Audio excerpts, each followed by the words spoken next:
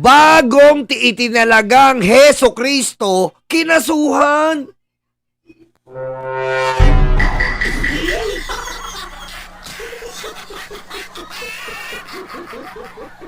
Breaking news po ito.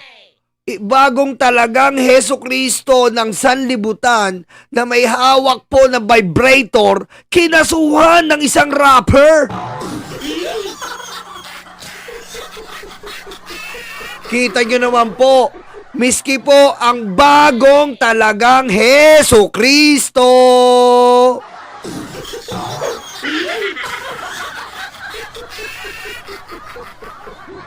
Lord, hindi ikaw. Hindi po ikaw, hindi. Hindi ikaw. Hindi po ikaw. Hindi ikaw. Ito po, ang Yan tuloy na, lumabas tuloy si totoong Lord. Lumabas tuloy. Lumabas. Lord, hindi ikaw. Ito po bagong tinalagang Heso Kristo na may hawak na vibrator ng sanlibutan. Kinasuhan. Biro mo pati ang bagong Heso Kristo, hindi na po nakakalusot ngayon. Kung ang demonyo po nakakulong, ang bagong Heso Kristo pa kaya?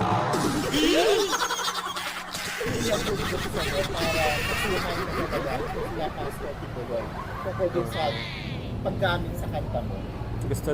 Gusto ko lang may tama yung mga hindi tama. Yan.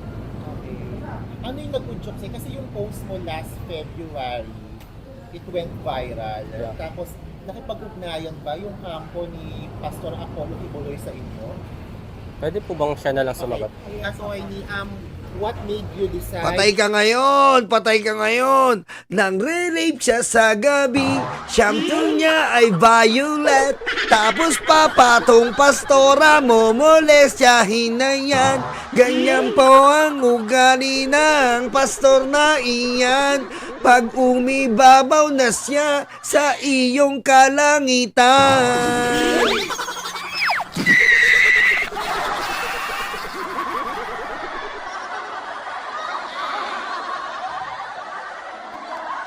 Ayan po yung kantang ninakaw nila kay Buloy. Yung nasan, yung kanta po ni Omar Baliw. Ginawa po nilang jingle nang hindi man lang po nagpaalam ang mga tatanga-tangang KOJC na mahilig magtindirang otap. Namules siya sa gabi, di pastor, di mapakali. Pinagsyampo ng violet, tapos biglang tinabi. Pinatungan ng pastor na yan. Tapos pinakeelaman ng kalangitan.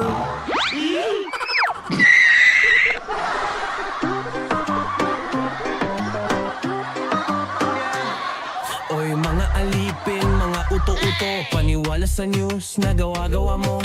Akala mo kung sinong mga matalino, pero bakit ngayon mukha kayong tanga at gago? The fake news yan, tinawag sa Mama Lalaine, fully charged no? Fully charged. Kita mo ngayon, lahat po ngayon, hindi na po nakakalampas sa batas. Demonyo po nakakulong. Kita niyo naman po, isang demonyo ang nakakulong ngayon. Hindi nakaligtas sa batas international. Ngayon po, meron tayong bagong Heso Kristo. Bagong Heso Kristo po ito. Sila po ang Heso Kristo ng KOJC. Ayan po, bagong Heso Kristo, makapal ang mukha. Ano sabi ni BBM? Bago daw Heso Kristo, makapal ang mukha. Mangmolestya kanyang ginawa. Sino ito? Sa si Kibuloy vibrator. Brrr. preso nagtago sa lungga. Matapang lang talaga sa social media, pero sa personal ang pangit nila. Duterte sa kalang ang Pakinggan natin si attorney. Kanina pa natat magsalita. To file a case dito po against kay Pastor Kibuloy. At ano po yung kaso? Sa ngayon po, nag-file kami ng copyright infringement. It is a criminal offense under the IPO Code. And ang nag-joke po sa amin is, syempre, Oh, teka lang. May tanong po tayo dito, phone question. Si engineer. Putik, engineer to. Engineer, baka naman. Ask ko lang sa inyo, lo. Paano maprotektahan si BAT ng Senado if matalo siya senador this coming election? Ano? Sinong BAT? Si BAT. Sinong BAT? Sino yung paniki? Engineer, sino ba yan? Ano ba ginagawa mo? Ayusin mo na nga yung mga blueprint niyan. Anong ginagawa mo, peste? Si Bato. Paano protektahan si Bato ng Senado if matalo siya? Wala na. Ngayon pa nga lang panalo siya, engineer ha. Engineer, makinig ka sa akin ha, bago mo gawin yung plano ng bahay ko. Salamat, engineer ha. Pag sinagot ko to, discount mo ako ng 50% ha. Thank you. Wala na. Kahit ngayon panalo siya, hindi na siya kayang protektahan ng Senado. Kasi nga, sisigaw ang taong bayan doon. Nagtatago ka sa Senado, yung mga taong bayan sa labas, hinihintay ka para panagutan mo ang kasalanan mo. Saka makakakita, nagtatago ka doon, kayaya ka. At mas kayaya ka pag pumunta doon si Laila de Lima. Hoy, Bato, ba't ganyan ka? Ako nga 7 years eh. Diba? Pinatunayan lang ni Bato na lahat ng tiga Davao duwag. Diba?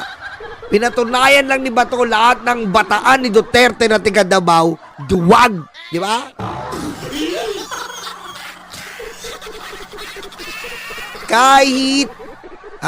Kahit itago pa siya ni Villar sa Camellia Homes, kahit bigyan pa siya ni Cayetano ng allowance na 10K, kahit ipagpatayo pa siya ni Mark ng mga establishment, kahit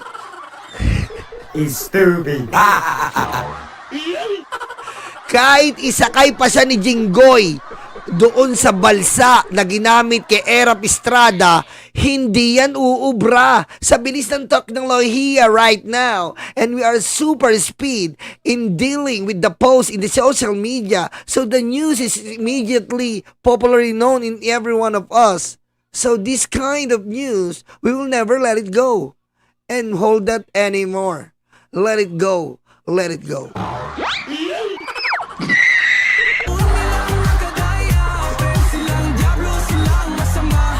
Mga kulto ito na walang hiya, huwag tularan o galing Diablo yan. Attorney, kanina pa nanggigigil. Magsalita ka na.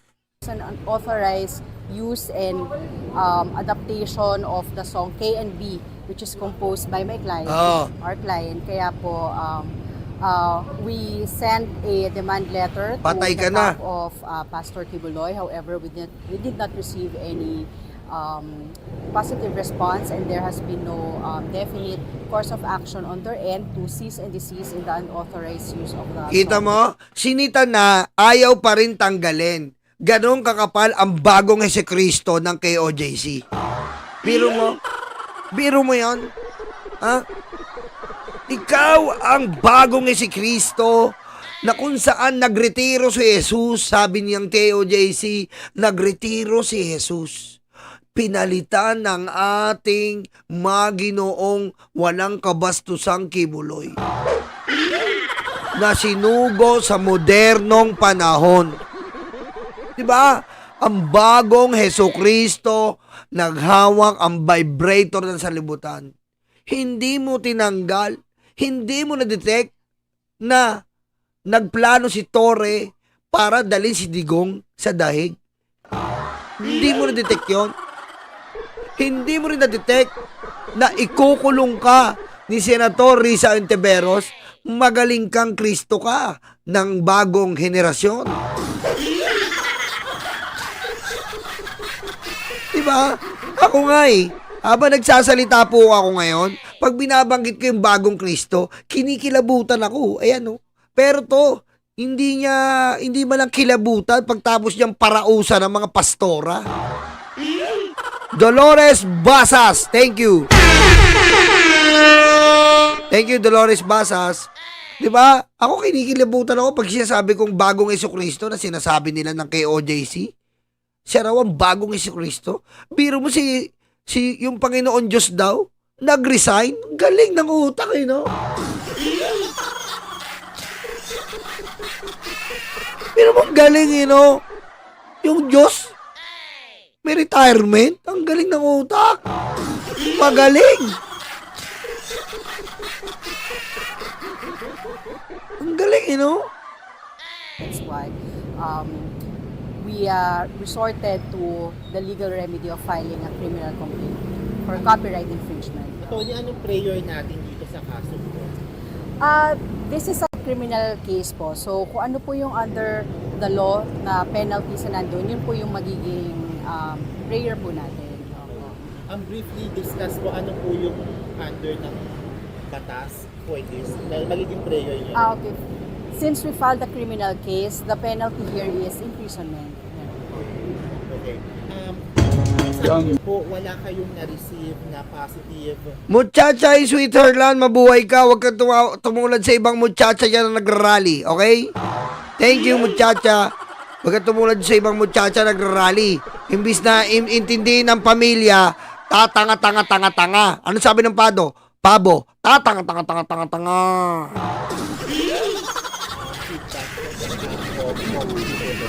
Pero prior to this po, may mga... Hoy, hindi si Anilet to. Kate Mary. Anong si Anilet? Iba to, attorney to. Anong si Anilet? Hindi si Anilet yan. Raulo. Wala na si Anilet. Alam mo si Anilet, wala na. Kahit anong ipilip mo pa, kahit anong ipilip mo, palabasin si Anilet, hindi mo na mapipilip. Bars!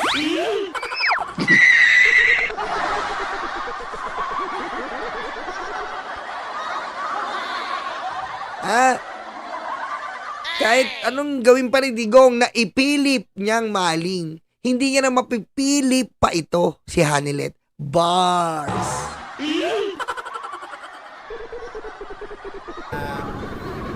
Nakikipag-ugnayan o communication po ba silang naibigay sa inyo, be it positive or not? There has been one virtual meeting, if I remember correct. There's a virtual meeting, however, hindi na nag-pursue after that. We did not hear anything from them after that. Yari ka dito. Biro mo, hindi ko lang alam kung gaano kakapal ang mukha nun, no? Si Andrew Inga, pinabayaan lang kayo eh. Di ba? Meron pa silang, ano ba yan? Asan na antig binti? Uy! Cartnea, thank you. George Clooney, ghosting ka pero okay lang. Magdadrop ako ng links ng new videos ko ha, please. And thank you. Oh, pag busy ka ngayon, mag-record ka kahit pa 10 minutes. Tapos i-share ko na lang ha. Thank you, Cart. Ingat ka dyan. Di ba si Andrew Inga, hindi nalapit na lampas?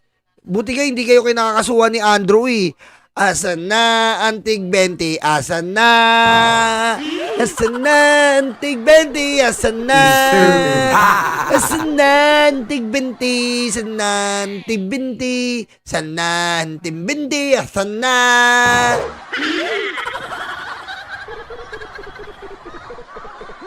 Pero mo hindi pa senador, magnanakaw na si Kibuloy. Oh. Gaano mahalaga para sa isang artist na katulad mo na mapangalagaan yung copyrights mo, no? Hindi lang bilang tao, kundi bilang artist. Bilang artist kasi sobrang halaga talaga ng copyright para sa kagaya namin na mapangalagaan yon kasi kumbaga ito yung art namin, ito yung ginagawa namin para lang, hindi lang para sa akin, kumbaga para sa susunod pa ng mga artist na may tama talaga. Yeah. Attorney, mayroon ba kayo hiningi na prayer na demand for a fine or magkano hiningi yung danyos if ever? Well, to be clear po, this is not about yung sa damages and everything. Of course, this is to protect the copyrights of our Filipino artists and to prevent unauthorized use ng kanilang mga compositions. No? And we don't want to give a particular particular amount because, like I said, this is a criminal case and what is provided in the law, that is the penalty. Singinin nyo, ang yaman-yaman yan, ang dami niyang ninakaw ni Kibuloy. Ang daming otap niyan. Singinin nyo yan, daming otap niyan.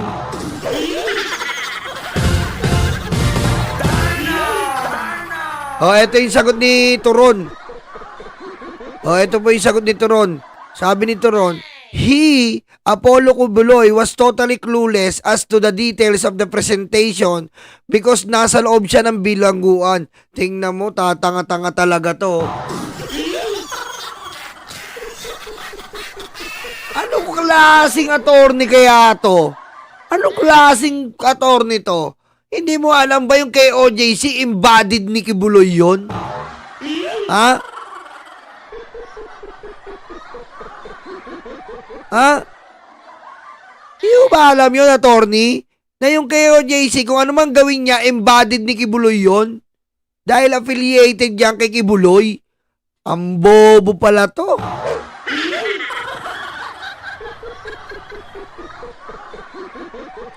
Because nasa loob siya ng bilangguan. We are still trying to post bail. We are still trying to fight the case so that we can prove that evidence of guilt is not strong. Wala nga siyang TV doon. So, paano niya malalaman kung anong pinalabas sa kanyang first proclamation rally? Tatanga-tanga talaga to.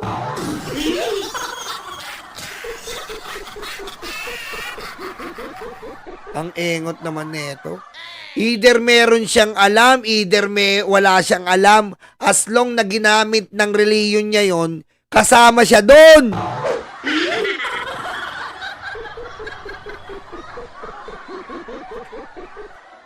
Kasama siya doon. Ano ba naman to? Binubobo mo na naman yung mga Pilipino.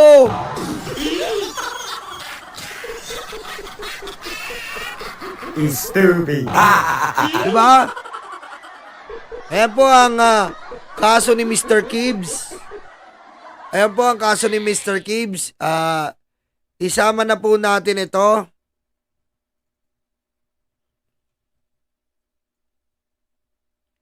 Ako po ay nandito para lakayan natin. Dito tayo sa taas. Sa taas tayo. Sa taas. Yan.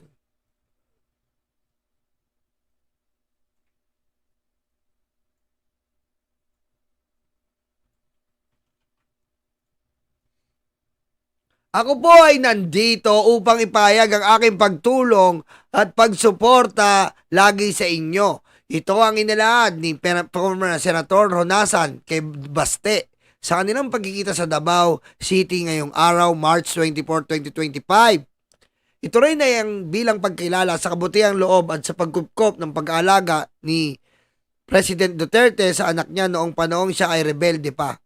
Bahagi din ng pag-uusap ay ang usapan tungkol sa planong pag-aay ng signature campaign via People's Initiative petition sa ICC.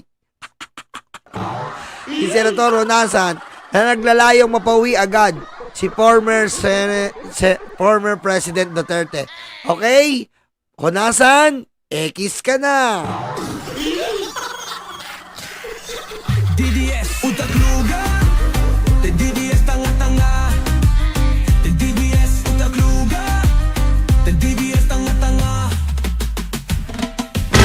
Ayan po, narinig nyo, Senator Honasan, gagawa pa ng People's Initiative signature para sa pagpapauwi kay Digong. Kaya, Senator Honasan, X ka na.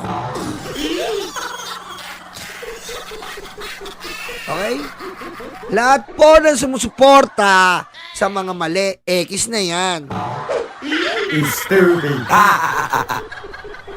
Oo, legit yan. Ayan o. Sayang talaga to si Honasan. Ayan o, gringo Honasan yan o. Ayan o. X ka na.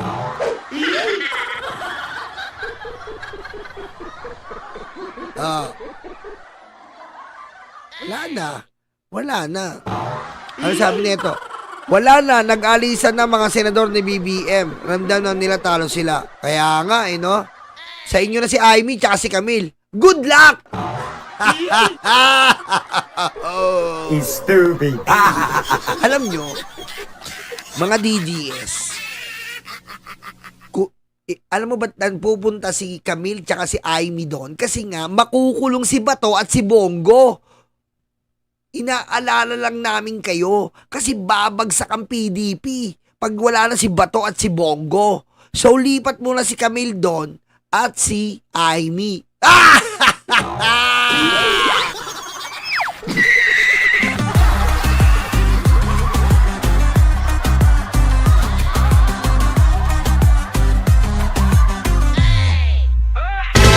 Although, hindi pa naman final yan dahil tayo nga po ay nasa alyansa palagi at baka naman tanggalin tayo, hindi na tayo makapunta sa mga nagpuputi ang legs ng Cebu. Huwag muna tayong ganun, baka tanggalin tayo sa alyansa. Joke lang po yun, alyansa family. Lagi kayo nanonood dito. Sorry. Joke lang yun, oh. Alyansa, palabiro ako. Palabiro ako. Alyansa, okay? Ang lakas ng magmura, kala nyo'y matapang, pero pag nahuli umiiyak sa tabi. Duwag, mga edukado raw pero walang diskarte, kaya binenta ang boto sa pangakong tae. Hoy, utak nyo parang lugaw, maputik, malag na walang laman kundi sabaw.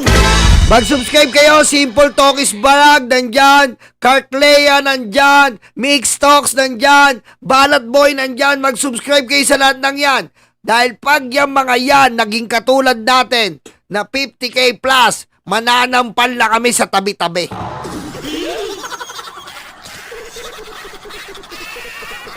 Palaguin yan! Palaguin yan! Ukiram pa! Ngayon din! Ano ba yan? Mag-subscribe na kayo kay Cartlea, Talkies, Banat Boy at Mix Talks. Mga tatanga-tanga talaga kayo eh.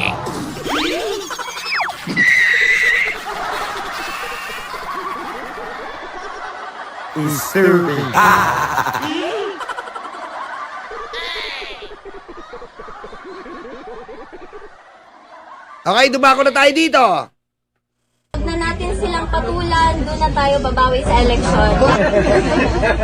Ma'am Kitty, pwede pong manghingi ng Ayan po, sabi ha, Chong Kitty. Tinawag siya, Chong Kitty. Wake and bake. So what, we take drugs?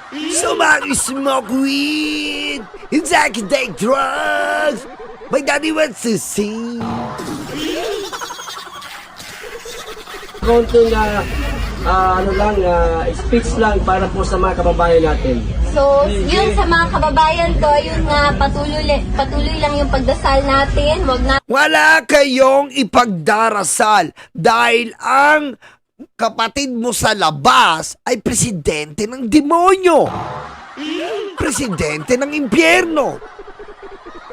Magagalit si Papa God kapag tayo ay nagdadasal tapos affiliated ka sa presidente ng impyerno. No, no, no, Chong Kitty.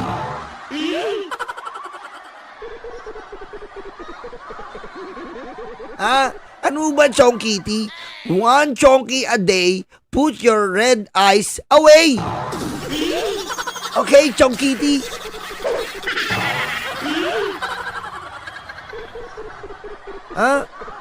Anong sabi ng mga matatanda dito?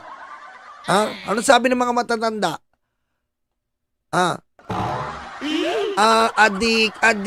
Adik pala si Chong Kitty. Chong Kitty. Ay, adik pala Chong Kitty. Chong Kitty. natin kalimutan kumain at matulog.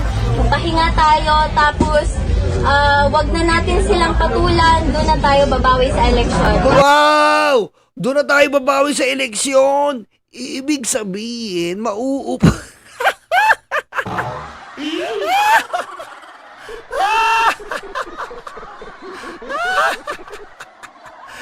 Feeling strong. Sabog yata tong batang to eh. Sabog yata to. Naka-chonky na naman to at naka-wake and bake. Paano babawi kayo?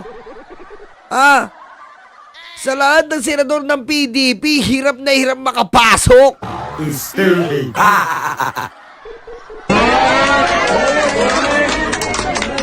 Tapos, alagaan yung mga katawan. Ha? Oh, kita mo? Yan ang mga ano ni Chong Kitty. Katawan lang. Kasi alam niya sa sarili niya, walang utak ang mga DDS. Oh, alagaan niyo yung mga katawan. Katawan na lang talaga eh. Kasi kung utak po ang sasabihin ni Chong Kitty, wala po kasing utak ang mga DDS. Plastic lang yan. Pag may tunay na laban, kayo'y nagtataguan. Terte sa kalam, ang puon nilang nakadaya. Pero sila ang diablo, sila ang masama. Alagaan mo ang katawan, matulog. Ma'am, pakisama na rin po mga OFW, ma'am. Oo. Nakita ko sa internet, ang daming mga protest, mga prayer rally ng mga OFW. So, maraming salamat sa inyo lahat. Yes, So, malaking bagay to para sa akin at sa pamilya ko. Kasi wala kaming hinihingi, yung dasal nyo lang, yun lang. Oo, wala na talagang hihingin. Putik, yaman-yaman nyo na naman manghingi pa kayong kapal na mukha yung pamilya kayo. Kinuha nyo na nga lahat ng pera ng Pilipino, manghihingi pa kayo. Sobra na yon, Chong Kitty. Di ba, matuto kayo makontento. Di ba, si Pulong nga, hindi na matagpuan, no? Mga kulto na mga walang hiya. To DDS, utak luga. To DDS, tanga-tanga. To DDS, utak luga. To DDS, tanga-tanga. Grahoy mga tanga, wala kayong ambag, kundi fake news sa Okay, dito na tayo sa patay gutom sa pwesto. Ng mga kaduda-dudang pangalan na tumanggap umano ng confidential funds ni Vice President Sara Duterte, kabilang dyan ang tinatawag na Asim Gang. Nasa frontline balitang yan si Marian Enriquez. Kung may dodonggang at pangalang tunog pagkain at chichirya gaya ni Mary Grace Piatos, ngayon naman, amoy maasim ang mga pangalang nakatanggap umano ng confidential funds ni Vice Alam nyo po yung amoy? Alam nyo ba yung amoy? Hindi po literal na amoy yun, ha? Ang amoy po, eto explain ko sa inyo, ha? Oh, yan po yung amoy. Baka yung iba yung hindi nakakaintindi, ha? Ayan po yung amoy. Ayan po, Chinese brand na siguro ginagamit-gamit ni Sara, amoy. Ayan, no? Amoy you. Ayan po yon.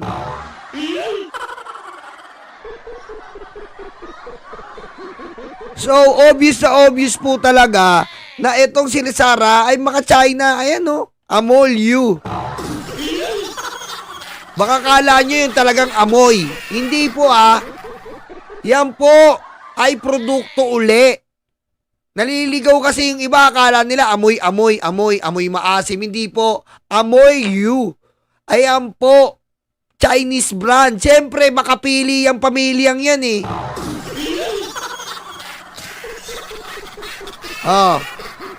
Yan po yung amoy, yung ginagamit ng mga Chinese. Ayan, sa mga Chinese restaurant. Ayan. Siyempre, saan yan? Saan ba galing? Made in Hong Kong.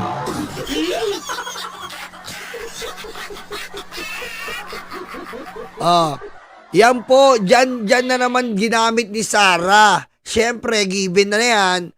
Kaya dyan ginamit yan. Chinese citizen yung mga yan eh.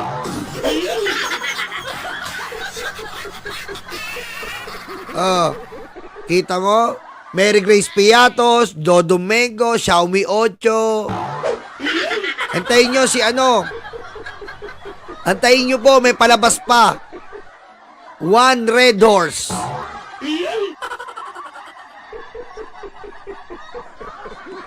Anong sabi ni Dolly Babes? One Squad, Melon Amoy. Ayan po, sa Chinese po, ang lalaki, amoy melon. Diba, lalaki? Pag ang babae, melon amoy.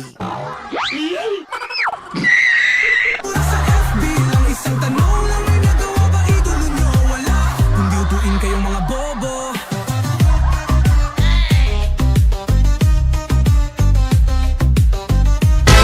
Ayan yan po yung amoy, nakita nyo na. President Sara Duterte, kabilang dyan sina Amoy Liu, Fernan Amoy at Joe De Asim. Sila naman ang tinaguriang Asim Gang. Galing po to sa sa listahan naman ng DepEd. So, as confirmed by yung PSA po, Walang birth certificate, walang marriage, saka wala rin pong death certificate. Kabilang sila sa mahigit 400 pangalan mula sa 600 recipients ng Pero mo, 400 yun, kung may tigi 100 piso yun na binigay, magkano na yun? Oh, 40,000. Eh kung sa 1,000, 400,000. Eh kung 10,000, oh, 4 million.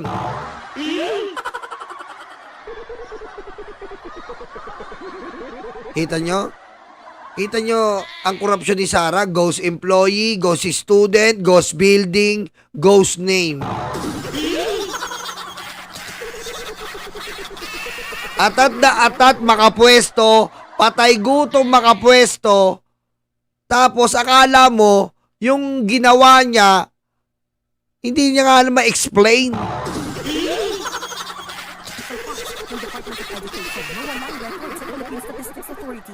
Ayon kay House Deputy Majority Leader Paulo Ortega, mapapalakas lalo nito ang kanilang ebidensya para sa impeachment laban kay VP Sara. Dagdag pa niya, hindi sapat ang depensa ng kampo ng bise na code names dahil nga confidential ang pinaggamitan ng pondong ito. Kahit nasabihin po nila, code names, madali pong sagutin yan kung nandyan po yung paper trail. Yan nga yung sinasabi natin. Kaso hindi po maiintindihan to ng mga DDS na naglalapot yung utak. 'Di ba? Hindi nila iintindihin to. Iintindihin nila yung betlog ni Digong na kulubot. 'Di ba? Hindi nila iintindihin to. Tayo kasi na may wasto at maayos na pag-uutak, malaking issue sa atin to. Kasi po, napaka hayagang korupsyon po ito. Wala pong paper trail. Yun po ang pinaglalaban natin dito. Kailangan po sa bawat transaction ng government, meron pong tracing. Natitrace natin kung saan napupunta yung pera natin.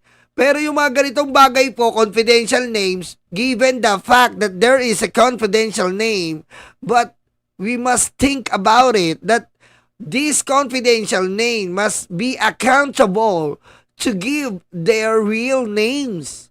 Because the important thing here is we can trace where is the people money have been to.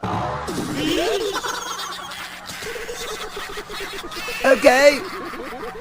But in the case of Sara Duterte versus the Filipino people imploring the whole world,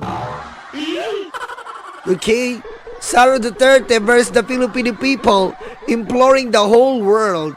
These names have no paper trail. These names have no tracing. So they gave too much money to this confidential name. But when you ask what is the true name, they will give you no answer. Is this right or left or front or back? To the front, to the back, to the front.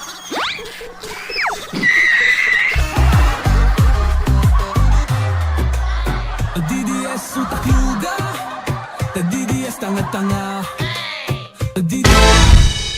Kung meron pong trail, kung sino po yung totoong tao. Pati ang palasyo naniniwalang dapat magpaliwanag ang bise tungkol sa mga kahina-hinalang pangalang nasa listahan ng mga nakatanggap ng confidential funds. VP Sara has the obligation to tell something about this. To tell something about these discoveries. Marami na po ang naglilipa na I love you to Cart. Resibo. Kita mo ha, in salitang Tagalog po, saan ka po makakita ng isang empleyado ng ating gobyerno na ganito po? Kapag tinatanong mo, tila nagbibingi-bingihan. Ang tenga niya ay sinasara at minamali niya po ang kwento. Ipinapasa ang mga issue, ipinapasa at gumagawa ng mga panibagong issue upang pagtakpan ang kanyang kawatan. Ngayon lang po tayo nagkaroon ng ganitong empleyado. Hijo de gobierno, hija de gobierno, nuknukan de impacta, nuknukan de demonita. Presidente, entiendes de infierno, de corrupciones, que será. DDS utak yuga, DDS tanga-tanga.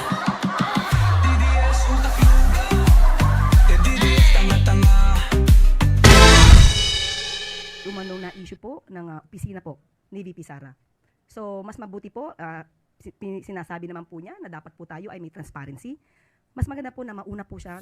Nagbabalita mula sa Frontline, Marian and Rachel. Tapos, eto pa po. Eto po ang kakapalan ng muka. Siya pa ang may ganang pag-resignin si BBM. Pakinggan nyo to. Ni Vice President Sara Duterte ang mga nananawagang magbitiw sa pwesto si Pangulong Bongbong Marcos. Ayon sa bise, dapat mag-resign ang isang leader kung hindi maayos ang pag-iisip at hindi kayang mamuno. Kita mo? Sino ba ang hindi may maayos sa pag-iisip? Sino ba yung nagputang ina to the whole world? Ha? Sino po ba yung nagputang ina to the whole world? Sino po ba yung papatayin ko kayo to the whole family?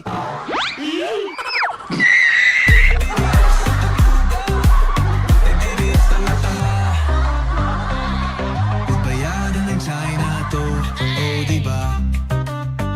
Ganun po kakapal neto. Ganun po kakapal ang mukha netong ni Sara Duterte. Ha? Bago natin i-play yan, ipa-play ko muna sa inyo ito ang opinyon ng taong bayan.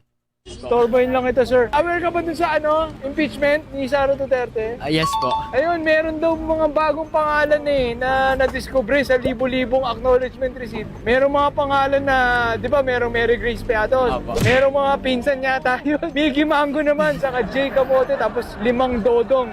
Naniniwala ka ba na tumanggap yun ng mga milyon-milyon na mga pera mula sa 612 million na confidential funds? Yes po. Naniniwala. Kasi nandun na po yung pangalan nila Parang gawa po sila ng fake name para pumirma po dun sa ginawang po nila. Tsaka dapat po nilalabas po yung, parang aware po yung public kung ano po dapat yung ginagawa sa confidential funds. Kita mo? Ayan na, opinion nyo ng ordinaryong mamamayan.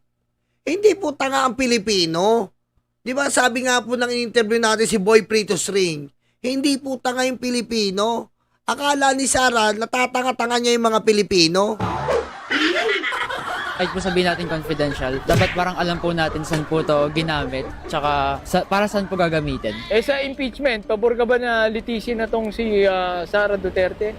Yes po, favor po. Yung parang 11 million po ba yun? Yung 125 million 125 in 11 days po. Parang grabe naman po yun. In just 11 days, ganun po kalaki yung ginastos niya. And tas wala pong resibo kung saan po napunta yung pera. Kaya po, kina-question ko pa rin po hanggang ngayon, saan po ba napunta yung perang yun? Saka maraming po siyang issue, kaya need po talaga simulan yung impeachment trial po. Yan ang ng taong bayan, hindi po tulog ang taong bayan, hindi po tanga-tanga ang mga kabataan, mga mamamayan ng ating mga bansang Pilipinas. Pera namin yan, hindi mo pinapaliwanag, dinadivert mo yung issue. Dinadivert mo yung issue sa kakayanan ni BBM. Saan ba ginawa ni BBM sa tatay mo?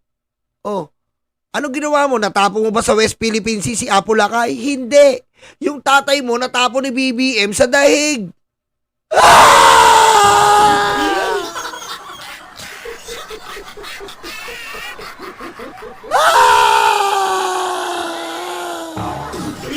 Tatay Diggs! Kamusta ka na dyan? Tatay!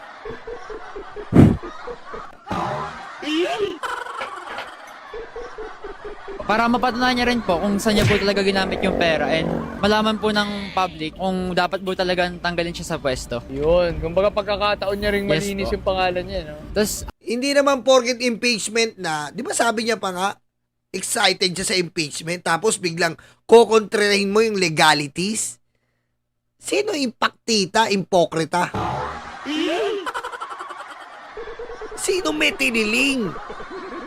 Sino ang mahina ang ulo? Si Sara Duterte yun. meron din po sinabi yung parang representative po ng Ilocos Norte Region 1. Nabalita po ito kahapon ng kagabi sa GMA po. Sabi niya po, justice delayed is justice denied. Kasi po kailangan na po talagang simulan and pag-usapan po yung impeachment trial ni VP Sara Duterte. Kita mo ang talino nito, tama yun. Justice delay, justice denied. Kita mo si BBM.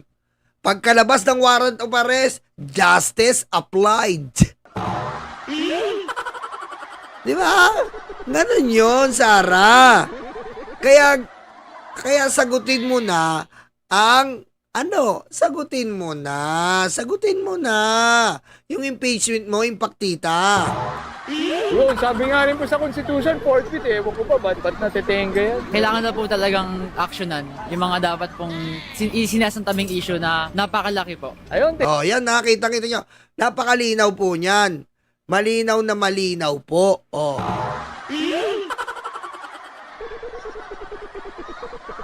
Oh.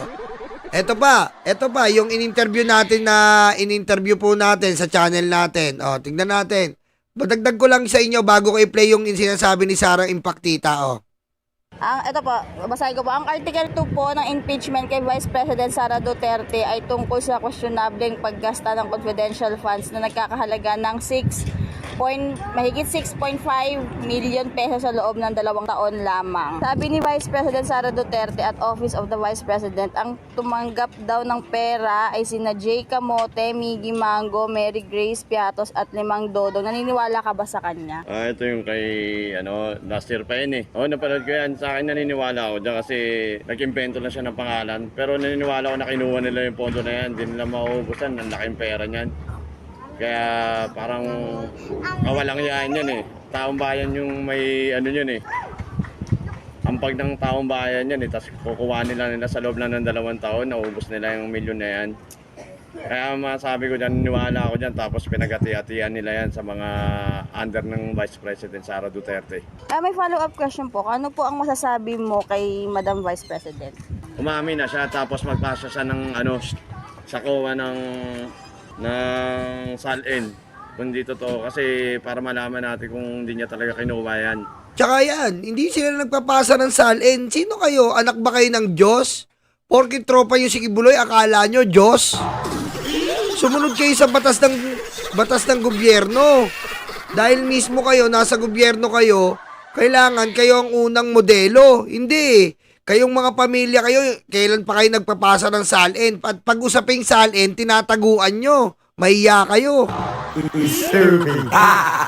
Pero ano po talaga kinuha nila, masabi ko, ang laking tulong yan sa taong bayan, milyon yan. Yung iba nga dyan, hindi na kumakain eh. Tapos sila nanakawin lang yung ganyan kalaking pera, mga walang iya. Inuutil yan ng mga ganyan. Hindi ko alam bakit marami rin bumoboto pa dyan eh, sa mga yan eh. Pero sabi ko dyan, dapat ibalik na lang yung pera. Tapos pakita nyo yung SALN nila para makita kung gaano sila kayaman. Oh, bago ka excuse me. Bago mo pagbintangan si BBM, asikasuhin mo muna yung atraso mo, Inday Lustay. Kami ang bumbero ng Pilipinas, mabayaning tagapagligtas. Ang paglilingkod sa amin ay likas. Ang bumbero ng Pilipinas, kami ang bumbero ng Pilipinas, mabayaning tagapagligtas. Ang paglilingkod sa amin ay likas. Ang bumbero ng Pilipinas, ang bumbero ng Pilipinas, ang bumbero ng Pilipinas, ang bumbero ng Pilipinas, ang bumbero ng Pilipinas. Para sa mga maralita, may puso, may tapang, may Diyos. Para sa mga maralita, may puso, may tapang, may Diyos. Para sa mga maralita, may puso, may tapang, may Diyos. Para sa mga maralita, may puso, may tapang, may Diyos. Kami ang bumbero ng Pilipinas, mabayaning tagapagligtas. Ang paglilingkod sa amin ay likas. Ang bumbero ng Pilipinas, kami ang bumbero ng Pilipinas, mabayaning tagapagligtas. Ang paglilingkod sa amin ay likas. Ang bumbero ng Pilipinas, ang bumbero ng Pilipinas, ang bumbero ng Pilipinas, ang bumbero ng Pilipinas, ang bumbero